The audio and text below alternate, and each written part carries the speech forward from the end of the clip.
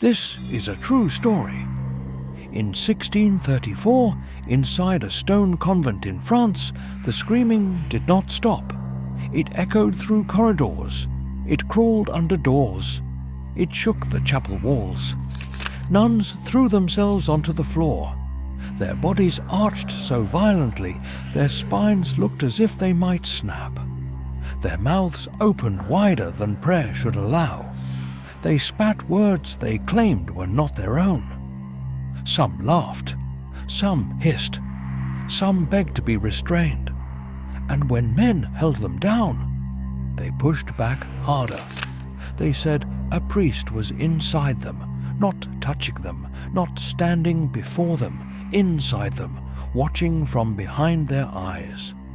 And the town believed them, because when dozens of women collapse at once, reason does not speak first. Fear does. But here is what makes this story dangerous. The devil may not have been the one pulling the strings, but here is what makes this story dangerous. The devil may not have been the one pulling the strings. It began in Loudun, a small French town already under political pressure from the crown. Cardinal Richelieu was tightening control over rebellious cities. Local walls were being torn down. Authority was consolidating. And in the middle of this tension stood a priest named Urbain Grandier, intelligent, charismatic, and politically inconvenient. He had publicly opposed the destruction of Loudun's fortifications. He had embarrassed powerful officials. He had enemies. Then the visions began. Sister Jeanne of the Ursuline convent claimed that Grandier appeared in her room at night. Not physically, spiritually.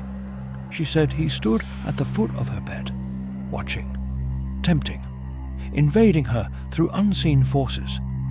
Soon other nuns began experiencing similar episodes. They writhed during prayer. They screamed obscenities in Latin. They accused Grandier of sending demons into their bodies. Exorcisms were arranged, but they were not private. They were staged. Crowds were invited inside the convent walls. Clergy shouted commands at invisible spirits. The nuns twisted violently on the floor as officials observed. The possessions became theatre, and theatre became evidence. Under pressure, the accusations escalated. Demons with names were identified. Pacts with Lucifer were discovered. A signed document surfaced bearing Grandier's name among infernal signatures. He denied everything. There was no material proof, no witnesses, no physical evidence. But something more powerful than proof had taken over: narrative. France at the time did not need another rebellious intellectual priest. It needed obedience.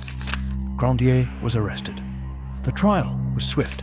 The torture was methodical. His legs were crushed. His body burned with sulfur. Confession demanded. He refused. In 1634, Urbain Grandier was burned alive in the public square. The town watched. The crown had removed a problem. But something unsettling happened next. The possessions did not immediately stop. The nuns continued convulsing. For months. For years. Which raises a question. If this was political manipulation, why did the symptoms persist? Mass hysteria? A religious ecstasy amplified by repression. Young women isolated in a rigid institution, suddenly given attention, status, and power through possession. Because here is the part historians still debate. In a world where women had almost no authority, being possessed gave them influence.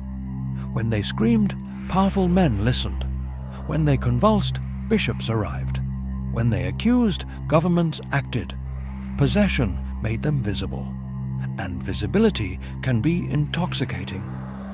Years later, at least one nun admitted that parts of the accusations had been exaggerated. Not invented entirely, but encouraged, rewarded, sustained. So, what happened in Loudun? Was it mass delusion fed by religious fear? A politically convenient hysteria engineered by the state? Psychological contagion in a closed environment? Or a perfect storm where repression, ambition, fear, and power fused into something uncontrollable? Because the most disturbing possibility is not that demons existed. It is that none were required. When authority needs a monster, it rarely struggles to find one. And sometimes, the people screaming on the floor are not just victims. They are participants in a system they understand better than anyone watching.